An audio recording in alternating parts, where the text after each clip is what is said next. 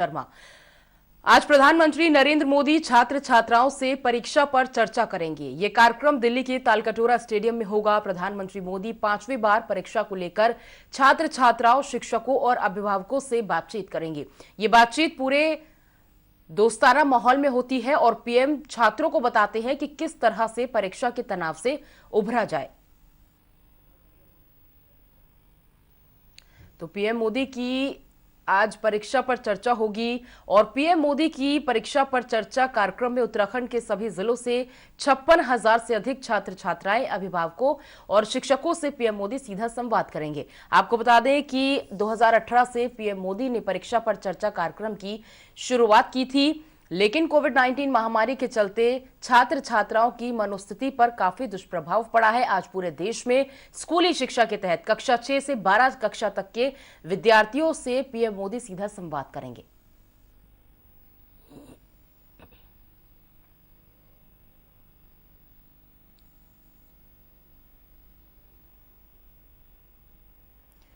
तो पीएम मोदी आज परीक्षा पर चर्चा करेंगे। तालकटोरा स्टेडियम में ये कार्यक्रम होगा 5वीं बार। आज छात्रों से वो बातचीत करेंगे, सीधा संवाद होगा उनसे, परीक्षा के तनाव से बचने के वो मंत्र देंगे। और उत्तराखंड की अगर बात कर लें तो यहां से 56,000 से ज्यादा छात्र छात्राएं, अभिभावक और शिक्षक आज इस कार्यक्रम में जुड़ने वाले हैं। और ज्यादा जानकारी के लिए संवाददाता श्रीनिवास पंत हमारे साथ जुड़े हुए हैं। श्रीनिवास, परीक्षा पर चर्चा 2018 से पीएम नरेंद्र मोदी करते आए हैं। बीच में हमने देखा था कि किस तरह से जो तमाम बच्चे थे वो कोविड के चलते थोड़ा सा तनावपूर्ण स्थिति में रहते थे, लेकिन आज जिस तरह से वो बातचीत करेंगे, क्योंकि एक बहुत खासियत है पीएम नरेंद्र मोदी की कि वो बहुत फ्रेंडली बात करते हैं जब भी बच्चों से, छात्र छात्राओं से बातचीत करते हैं। तो ये बहुत कह सकते हैं कि एक इंटरेस्टिंग पार्ट होता है बच्चों के लिए इस सेमिनार को अटेंड करना। बिल्कुल, देखिए, उत्तराखंड की अगर हम पूरे देश के साथ साथ बात की जाए तो कोविड के बाद पहली मर्तबा ऐसा है जब उत्तराखंड के तमाम स्कूली छात्र छात्राएं आज 1 तारीख से अपने स्कूल जा रहे हैं, यानी भौतिक रूप से स्कूल में अपनी उपस्थिति दर्ज करा रहे हैं। और अब क्योंकि बोर्ड की परीक्षाएं भी चल रही है, उसकी डेटशीट जारी हो गई है, तो जाहिर सी बात है प्रधानमंत्री देश के युवाओं को, छात्र छात्राओं को संबोधित करते हुए उनके साथ अपनी मन की बात करेंगे। और सबसे बड़ी बात है कि परीक्षा पर चर्चा करेंगे। परीक्षा का एनवायरनमेंट जो कोविड के बाद से, क्योंकि कोविड में सब ऑनलाइन सिस्टम पर चल रहा था, अब भौतिक रूप से बच्चे स्कूल जाएंगे। सबसे पहले तो उनको बड़ी खुशी होगी उन क्लासरूम में जा करके शिक्षकों से सीधे तौर पर रूबरू होना, अपने उन तमाम स्थानों पर जाना जहां वो लगातार पढ़ाई के दरमियान जाते थे। लेकिन पिछले 2 साल से ये तमाम गतिविधियां कहीं पीछे छूट गई हैं। इससे जो अनावश्यक लोड था वो बच्चों के मस्तिष्क पर गहरा प्रभाव डालने लगा। हालांकि तकनीकी के क्षेत्र में वो दक्षता भी हासिल उन्होंने की है, लेकिन जो फिजिकली एनवायरनमेंट होता है उसकी कमी महसूस हुई है। और कई बार चिड़चिड़ापन, डॉक्टरों ने भी इसकी सलाह दी, अभिभावकों ने देखा, खुद हमारे जो छोटे बच्चे हैं हमने उनके साथ महसूस किया है। जब वो स्कूल जाते थे तो एक फ्रेंडली एनवायरनमेंट उन्हें क्रिएट हो जाता था, मिल जाता था, लेकिन उसके बाद जो चिड़चिड़ापन उनको 2 साल में घर में देखने को मिला, हर बात पर गुस्सा करना, क्रोध आना, ये डॉक्टरों ने चिकित्सीय सलाह भी कही है। लेकिन इसी को कम करने के लिए प्रधानमंत्री की एक मजबूत जो पैरवी है वो इस बात को लेकर की जा रही है कि वो मन की बात करें, फ्रेंडली तौर पर बच्चों से जाने कि जब वो स्कूल या कॉलेज कोविड के बाद जा रहे हैं, परीक्षा की तैयारी कर रहे हैं, तो कैसे वो तैयारी कर रहे हैं, क्या वो बोझ तो नहीं मान रहे हैं, आगे आने वाली जो नई शिक्षा नीति है उससे कैसे बच्चों का बोझ कम हो जाएगा। और इसमें तमाम राज्यों के मुख्यमंत्री भी जुड़ रहे हैं। आज देहरादून के राजधानी देहरादून में बकायदा जो राजीव गांधी नवोदय विद्यालय है वहां पर वर्चुअल स्टूडियो है। स्टूडियो के जरिए हजारों की तादाद में उत्तराखंड के छात्र छात्राएं जो कक्षा 6 से लेकर के कक्षा 12वीं तक के हैं वो सीधे इस कार्यक्रम में जुड़ेंगे। उत्तराखंड के मुख्यमंत्री पुष्कर सिंह धामी स्वयं 11 बजे राजीव गांधी नवोदय विद्यालय के वर्चुअल स्टूडियो से सीधे प्रधानमंत्री के संवाद परीक्षा पर चर्चा कार्यक्रम में शिरकत करेंगे और उत्तराखंड को रिप्रेजेंट करते हुए अपनी बात रखेंगे। तो ये सबसे बड़ी बात है कि बच्चों के मनोबल को बढ़ाने के लिए देश के प्रधानमंत्री द्वारा इस तरीके के कार्यक्रम करना, उत्तराखंड के मुख्यमंत्री का उसमें शरीक होना, जो तमाम बच्चों को एक आत्मबल और संबल प्रदान करता है।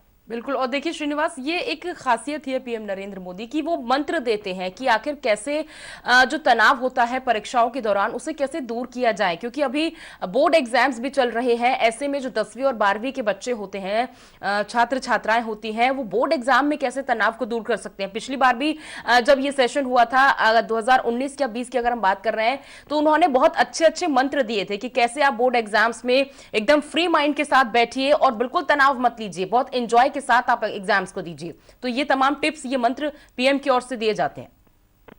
बिल्कुल, यही सबसे बड़ी बात है। जब देश का मुखिया, या यूं कहें कि प्रधानमंत्री, जब बच्चों की इस परेशानी में उनका साथ देने के लिए तैयार होते हैं, तभी प्रधानमंत्री का जो क्रेज है वो बच्चों के बीच में और लगातार बढ़ता जाता है। क्योंकि बच्चों को भी लगता है, छात्राओं को लगता है कि ऐसा नहीं है कि पेरेंट्स की नजर, प्रिंसिपल की नजर या क्लास टीचर की नजर ही उन बच्चों पर है, बल्कि उनको आत्मबल प्रदान करने के लिए देश के प्रधानमंत्री लगातार उनके बीच वार्तालाप करते हैं, संवाद करते हैं। और जब कोई संवाद होता है तो अलग अलग विजन पर अलग अलग चीजें निकलती है। उसमें बच्चों को भी एक आत्मबल मिल जाता है कि देश के प्रधानमंत्री ने उनसे सवालात किया है, एक मंत्र उनको दिया है जिससे वो तनाव दूर करते हुए अपने परीक्षा की तैयारी कर सकते हैं। परीक्षा को बोझ नहीं समझना है, बल्कि अपने करियर के लिए परीक्षा एक माध्यम है, और उस माध्यम को जितने आसान तरीके से आप अपनाकर आगे बढ़ेंगे, उतना ही आपको आगे मजबूती प्रदान होगी। बिल्कुल ठीक है, आप हमारे साथ बने रहे श्रीनिवास, आपसे आगे भी हम जानकारी लेंगे। तो उत्तराखंड में आज से बिजली महंगी हो गई है। उत्तराखंड नियामक आयोग ने राज्य में बिजली की दरों का नया टैरिफ प्लान जारी कर दिया है। साल 2022 व 23 के लिए बिजली की दर में 2.68% की बढ़ोतरी की गई है। नियामक आयोग के सदस्यों का कहना है कि लंबी जन सुनवाई के बाद ये नया टैरिफ प्लान जारी किया गया है। बीपीएल श्रेणी के उपभोक्ताओं के लिए 4 पैसे प्रति किलोवाट की दर बढ़ाई गई है, तो डोमेस्टिक श्रेणी में 15 पैसे प्रति यूनिट की वृद्धि की गई है।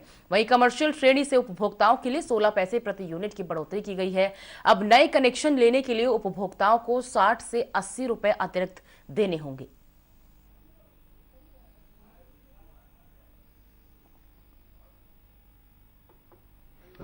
यूपीसीएल, यूजीवीएनएल, पिटकुल द्वारा 10.18% टैरिफ हाइक के लिए अपनी पिटीशन दी गई थी, जिसको कि ड्यू डिलिजेंस के बाद आज हम लोगों ने 2.68% टैरिफ हाइक दिया है। इसमें हम लोगों ने 4 लाख जो हमारे रफली बीपीएल कंज्यूमर है 20%, उन पे टैरिफ हाइक सिर्फ 4 पैसे प्रति यूनिट का है, और 11,61,000 कंज्यूमर जो करीबन 45% हैं, उन पे टैरिफ हाइक सिर्फ 10 पैसे प्रति यूनिट का रखा गया है।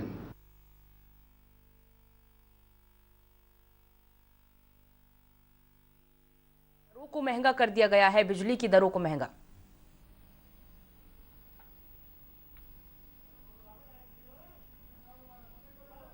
श्रीनिवास, आपको आवाज मिल पा रही है? जी बिल्कुल।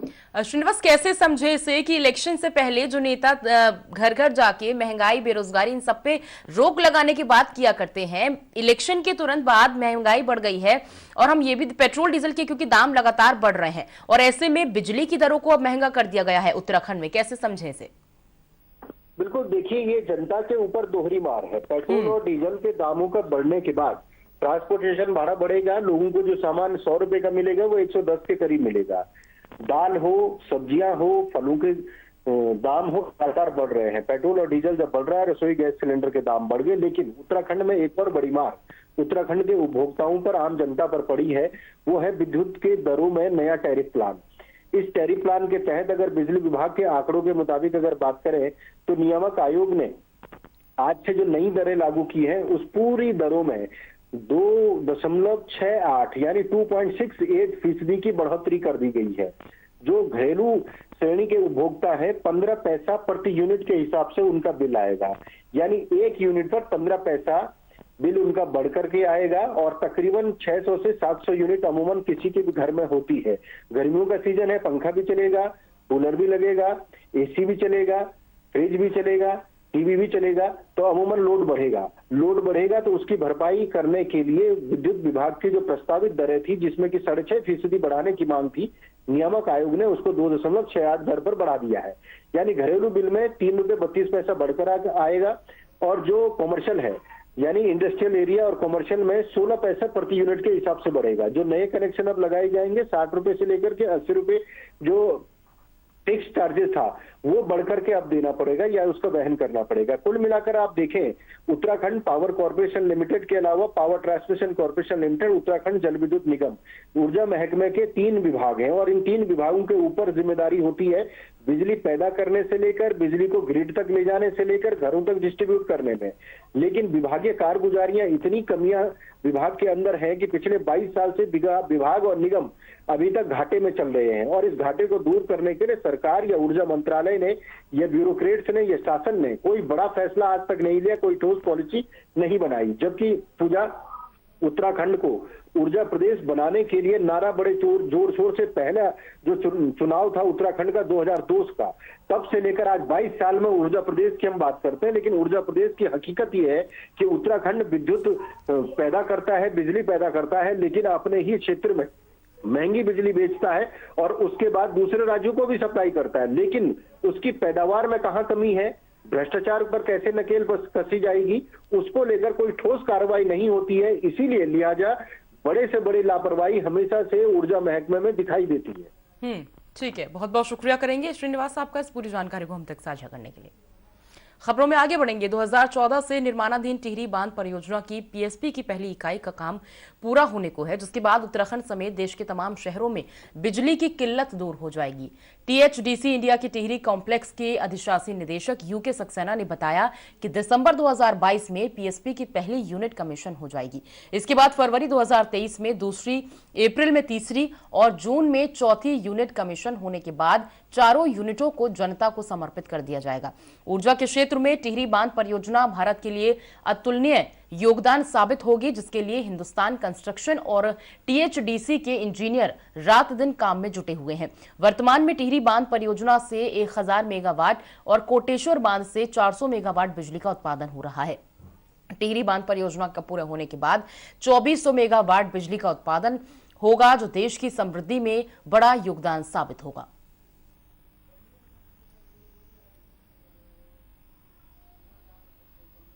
सेकेंड फेज है हमारे टेरी डैम का 1000 मेगावाट का, उसकी पहली यूनिट दिसंबर 2022 में कमीशन होने जा रही है, जिसके लिए पूर्ण प्रयास किए जा रहे हैं।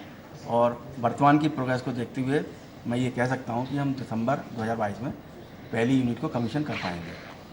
उसके 2-2 महीने के अंतर पे दूसरी, तीसरी, चौथी यूनिट आती जाएंगी। तो इस तरह हम 23 जून तक हम देश को 1000 मेगावाट का जो उत्पादन है वो देने में सफल होंगे।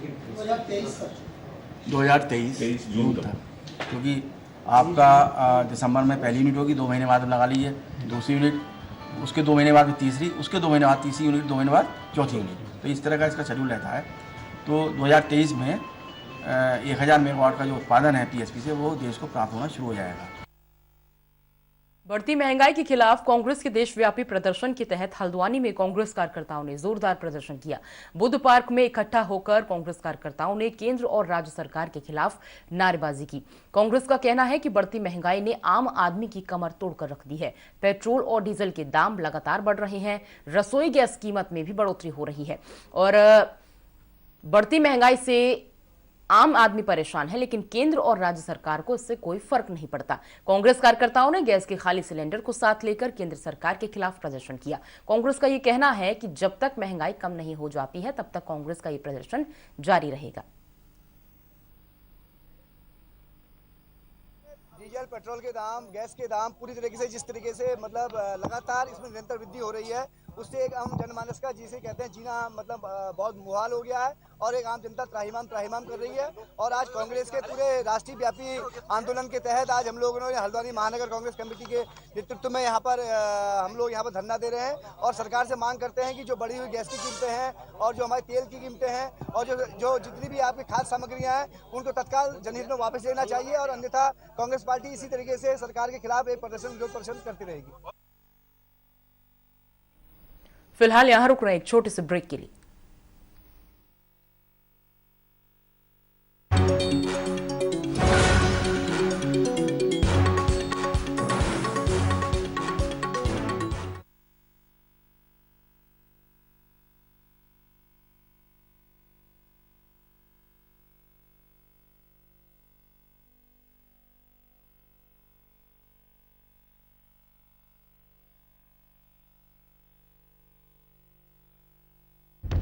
सहारा प्रणाम। हस्तक्षेप में आपका स्वागत है।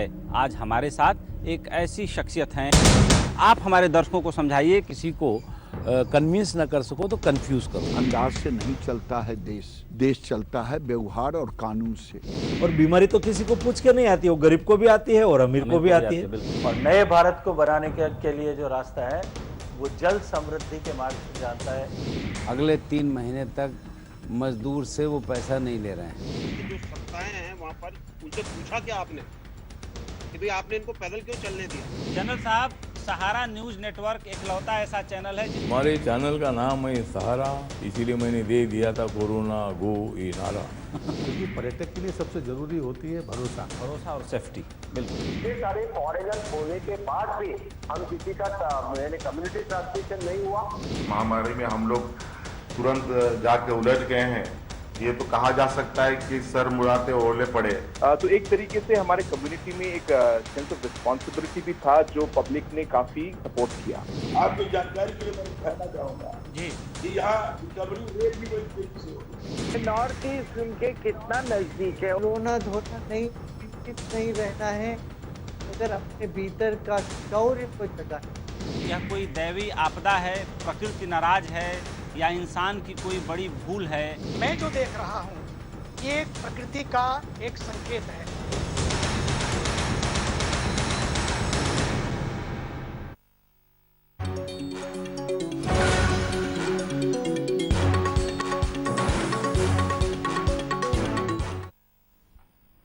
उत्तराखंड के शिक्षा और स्वास्थ्य मंत्री धन सिंह रावत का कहना है कि शिक्षा विभाग में इस व्यवस्थाओं को दुरुस्त करने के लिए 100 दिन का टारगेट फिक्स रखा गया है, जबकि गरीबों को मुफ्त में इलाज मिल सके इसकी व्यवस्था की जा रही है। सहारा समय की एसोसिएट एडिटर ज्योत्सना ने शिक्षा और स्वास्थ्य मंत्री धन सिंह रावत से बातचीत की।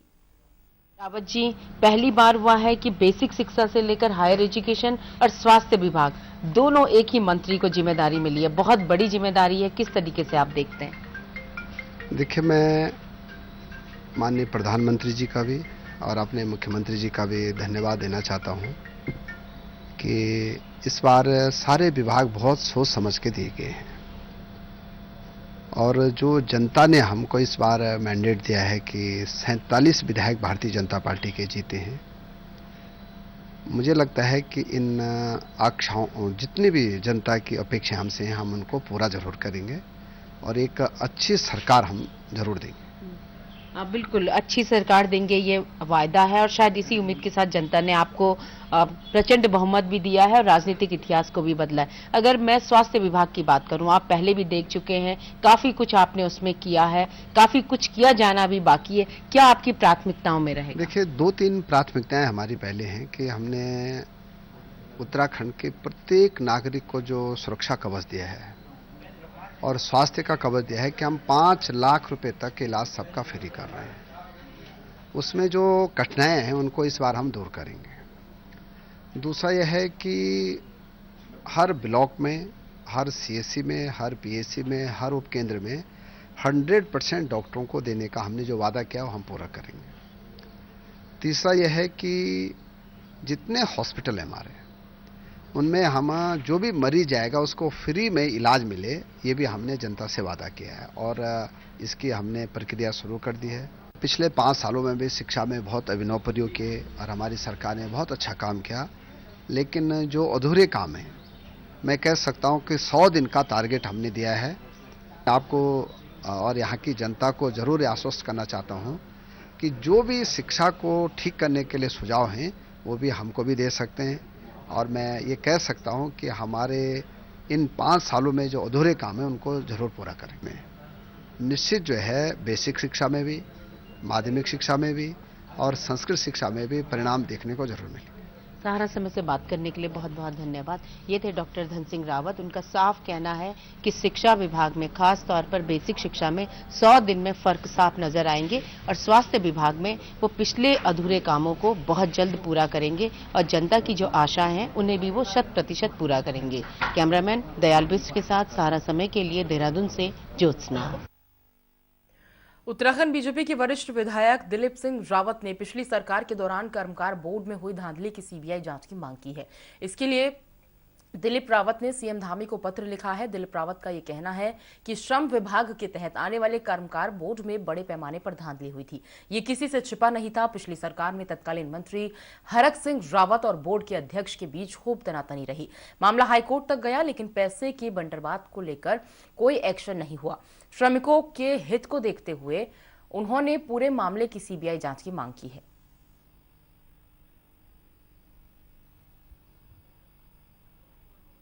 देखिए, कर्मकार बोर्ड में मेरे पे कई श्रमिकों ने मुझसे संपर्क किया और संज्ञान में आया कि बहुत सारी अनियमितताएं वहाँ हुई हैं और यहाँ तक कि कई श्रमिकों को तो उनका जो अधिकार था वो मिला ही नहीं है।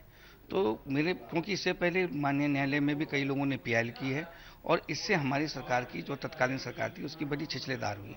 तो मैं समझता हूं कि श्रमिकों के हित में उसमें सीबीआई जांच कराना ज़्यादा अच्छा है। मैंने पहले भी पत्र लिखा था कि इसमें जांच की जाए, लेकिन इसको सरकार ने उस समय, मैं निश्चित रूप से स्वीकार करता हूं कि गंभीरता से नहीं लिया और इस कारण जो है हमारे पे बड़ी लोगों की उंगलियाँ उठी और मैं अब पुनः मांग करता हूँ कि हमारी वर्तमान सरकार जो निश्चित रूप से सीबीआई की मांग करेगी।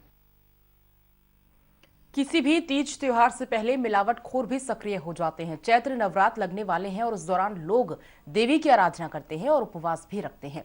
उपवास के दौरान कूटू के आटे की ज्यादा इस्तेमाल होता है और कूटू के आटे की बिक्री की आड़ में मिलावटखोर भी सक्रिय हो जाते हैं। जसपुर में खाद्य विभाग की टीम ने शहर की एक आटा चक्की में छापेमारी कर 5 क्विंटल मिलावटी कूटू का आटा बरामद किया है। आटे के सैंपल को जांच के लिए भेजा गया है और खाद्य विभाग की इस छापेमारी से नगर के कई दुकानदारों में हड़कंप मच गया है। खाद्य विभाग के अधिकारी पवन कुमार का ये कहना है कि सैंपल रिपोर्ट आने के बाद आगे की कार्रवाई की जाएगी।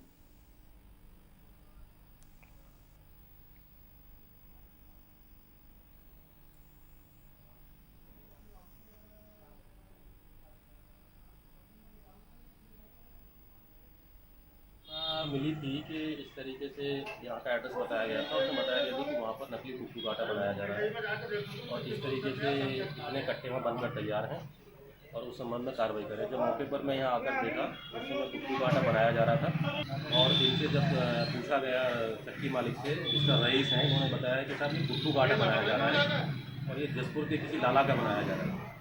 वो लाला अभी मौके पर जब यहाँ कार्रवाई कर रहे थे वो आए थे, लेकिन उन्होंने भी इसको अपना मानने से मना कर दिया और वो यहाँ से भाग गए। फिलहाल यहाँ रुक रहे हैं एक छोटे से ब्रेक के लिए।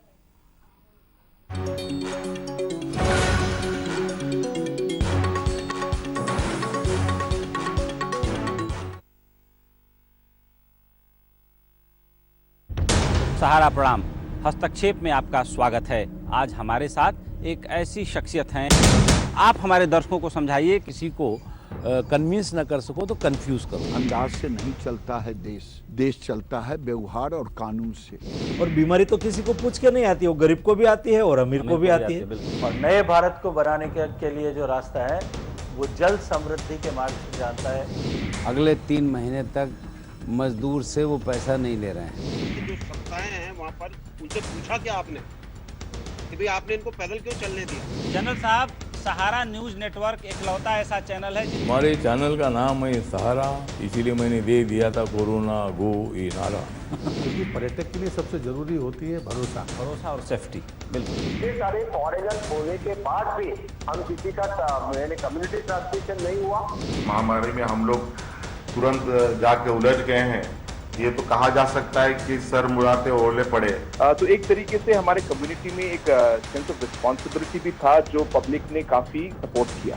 आपकी जानकारी के लिए मैं कहना चाहूँगा जी कि यहाँ रिकवरी रेट भी बड़ी तेजी से हो। नॉर्थ ईस्ट उनके कितना नजदीक है। रोना धोना नहीं रहना है, अगर अपने भीतर का शौर्य को जगाना। यह कोई दैवी आपदा है, प्रकृति नाराज है या इंसान की कोई बड़ी भूल है? मैं जो देख रहा हूँ ये प्रकृति का एक संकेत है।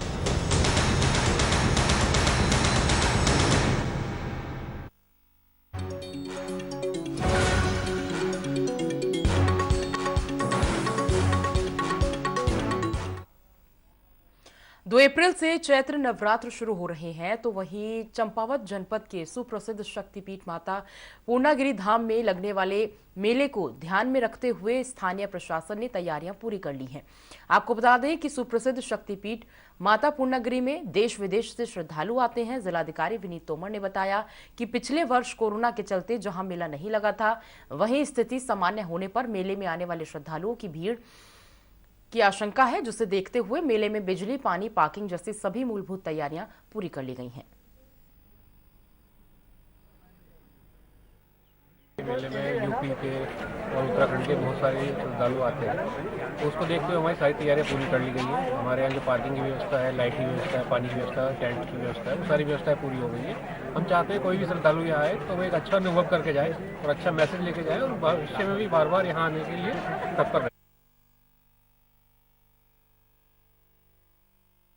2 अप्रैल से चैत्र नवरात्र शुरू हो रहे हैं, तो वहीं चंपावत जनपद के सुप्रसिद्ध शक्तिपीठ माता पूर्णागिरि धाम में मेला लगेगा। मेले में हजारों की संख्या में श्रद्धालु आते हैं, लेकिन माता पूर्णागिरि धाम के पास टनकपुर हाईवे पर हाथियों के झुंड की लगातार आवाजाही से श्रद्धालुओं को काफी परेशानी होती है। शारदा वन रेंज टनकपुर के वन दरोगा कैलाश सिंह ने बताया कि माता पूर्णागिरि धाम को जाने वाला रास्ता हाथी कॉरिडोर के अंतर्गत आता है, जिस कारण इस रास्ते पर हाथियों का आवागमन बना रहता है। इस बारे में उच्च अधिकारियों को भी जानकारी दे दी गई है और सुरक्षा के मद्देनजर लगातार टीम गश्त के लिए बना दी गई है, जिससे लोगों का श्रद्धालुओं को परेशानी ना हो।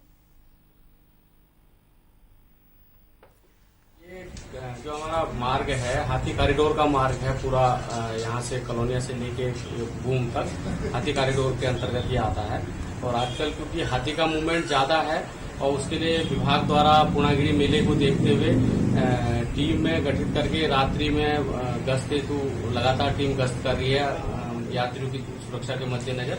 बाकी पूर्णागिरि रोड पे विभाग द्वारा यहाँ से लेके गंडाखाली से आगे तक सोलर फेंसिंग की गई है, ताकि हाथी का मूवमेंट गांव की ओर या रोड पे ना हो, उसके सुरक्षा के मद्देनजर उसको भी दुरुस्त किया गया है। और बाकी हाथी का आजकल मूवमेंट है, क्योंकि हाथी कॉरिडोर है तो हाथी का मूवमेंट अक्सर रहने से होते हुए बूम की तरफ को होता है। उसी के मद्देनजर जो है रात्रि गश्त, विशेषकर उच्चाधिकारी के निर्देश पे रात्रि गश्त का कंटिन्यू वो किया गया है। अल्मोड़ा में भिकियासैंण के एक कार के खाई में गिर जाने से कार सवार 3 लोगों की मौत हो गई है, जबकि 4 लोग घायल हो गए हैं। सभी लोग एक ही परिवार के बताए जा रहे हैं। ये लोग गाजियाबाद से अपने घर अल्मोड़ा के सियालदे गांव जा रहे थे। सैंण के पास जैनल 2 घाट मार्ग पर उनकी कार अनियंत्रित होकर गहरी खाई में गिर गई। हादसे में कार में सवार एक महिला समेत 3 लोगों की मौत हो गई है, जबकि 4 लोग घायल हो गए हैं। घायलों में 3 बच्चे और एक महिला है। घायलों को पहले भिकियासैंण के प्राथमिक स्वास्थ्य केंद्र में भर्ती कराया गया, जहां से उन्हें हायर सेंटर रामनगर रेफर किया गया है।